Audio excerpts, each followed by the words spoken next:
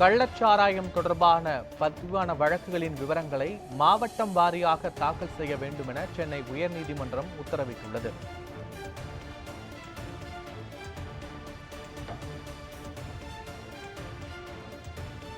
எந்த அடிப்படையில் மாவட்ட எஸ்பி சஸ்பெண்ட் உத்தரவு ரத்து செய்யப்பட்டது என்றும் உயர்நீதிமன்றம் கேள்வி எழுப்பியுள்ளது.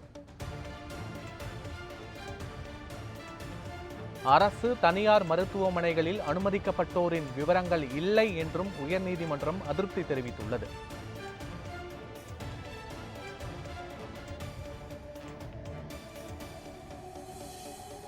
கள்ளக்குறிச்சி விஷச்சாராய பலி வழக்கை சிபிஐக்கு மாற்ற கோரிய வழக்கு விசாரணை நாளைக்கு ஒத்திவைத்து உயர்நீதிமன்றம் உத்தரவிட்டுள்ளது.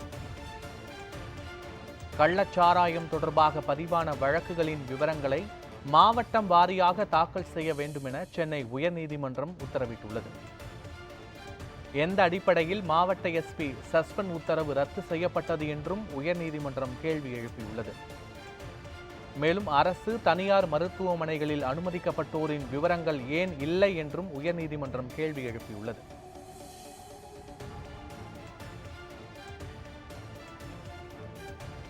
கள்ளக்குறிச்சி விஷச்சாராய பலி வழக்கை சிபிஐக்கு மாற்ற கோரிய வழக்கு விசாரணையை நாளைக்கு ஒத்திவைத்துள்ளது சென்னை உயர்நீதிமன்றம்.